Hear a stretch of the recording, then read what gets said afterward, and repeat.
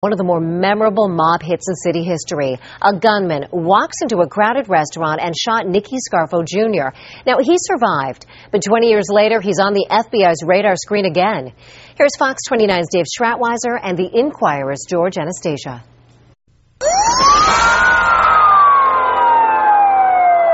Welcome to this week's edition of Mob Talk. I'm Dave Stratweiser. And I'm George Anastasia with the Philadelphia Inquirer. You know, George, with all the news we've had in the last month, a World Series, storm at the shore, SEPTA strike, we went right by a notable date in history.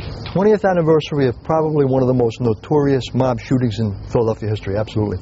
All right, George, Halloween night, 1989. Nicky Scarfo Jr. is having dinner here at Dante and Luigi's. Right, dinner with some friends. A guy wearing a ski mask and carrying a trick-or-treat bag walks in, pulls a 9mm machine pistol out, and opens fire. And amazingly, Scarfo gets hit 6 or 7 times. None of the bullets hit vital organs, and within a week he walks out of the hospital. Okay, now the shooter, leaving the scene, does something of note.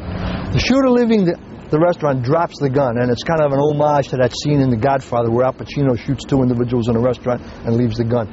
The conventional wisdom in law enforcement and the underworld is the shooter that night was Skinny Joey Merlino.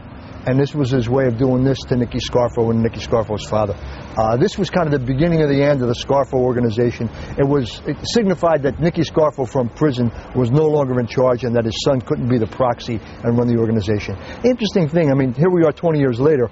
Both of those guys, Nicky Scarfo Jr., the son of the mob boss, Skinny Joey Merlino, who's the son of Scarfo's underboss, are both very much in the news. All right, but let's talk one other thing. Didn't Scarfo, when he had guys kill guys in Philadelphia, like them to leave the weapons around too? Yeah, I mean, Scarfo's modus operandi was, and he copied this from The Godfather, you know, you do the shooting, you drop the gun.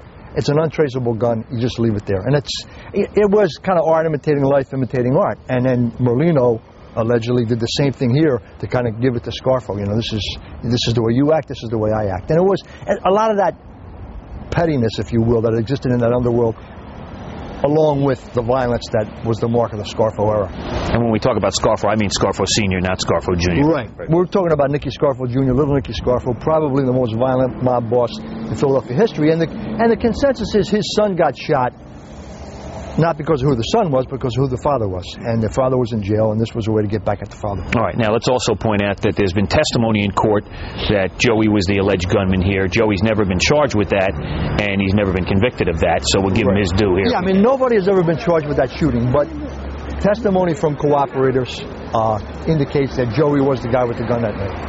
And that's the theory law enforcement has always subscribed to, just they have never had enough evidence to bring any charges. All right, let's go flash forward 20 years. Yeah. Nicky Scarfo Jr. is in the crosshairs of federal investigators on a big federal racketeering case that we think is coming pretty soon. Yeah, this comes out of Texas. First Plus, a financial institution that went bankrupt and kind of reinstituted itself. And the allegations in a federal investigation coming out of the U.S. Attorney's Office in Camden is that Nicky Scarfo Jr. and a guy named Salvatore Palullo, a businessman, got the hooks into the company and basically sucked $4, $5, $6, $7 million out of the company with a lot of sham businesses. That remains to be seen, but that's the allegations. And it's one of those things where 20 years later, Nicky Scarfo Jr., who has always been, if you will, a more sophisticated kind of organized crime figure, he doesn't use a gun, he uses a computer.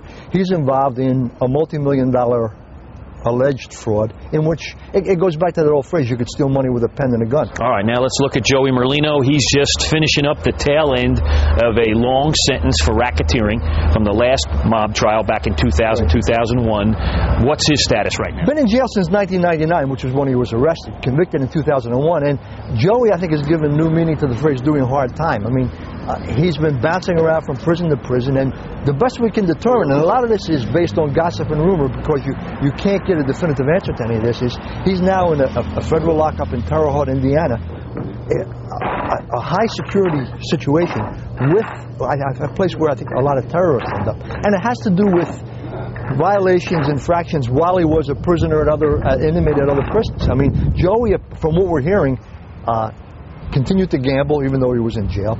And Joey is, given his personality, likes to fraternize with and be friends with people. And I think he got a little too close to 1 or 2 prison guards, and that created a problem as well. He's been on like a bus tour of all the big federal prisons, right? He starts out in Texas, then he ends up in Kentucky, then he goes to Marion, Illinois. Yeah, I mean he's been around. Oklahoma City. Yeah, he's seen the country, not the way you would want to see the country, but yeah, he's seen the country as a guest of the federal government, but it hasn't been in the most comfortable conditions, and I think the situation is in now.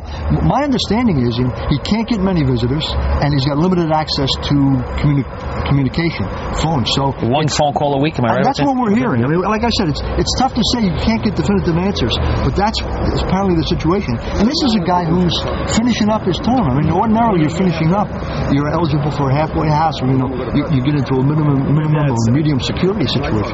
That's not the case at all with George. All right, George, that's the Nicky Scarfo Jr., Joey Merlino saga 20 years later. Next week, the day after Thanksgiving, we got a little treat. We're going to talk about cooking and the mob. And who better to do that than the kitchen consigliere, Angelo Lutz. He makes his return to Mob Talk. Absolutely. All right, that's it for Mob Talk this week. We'll see you next week.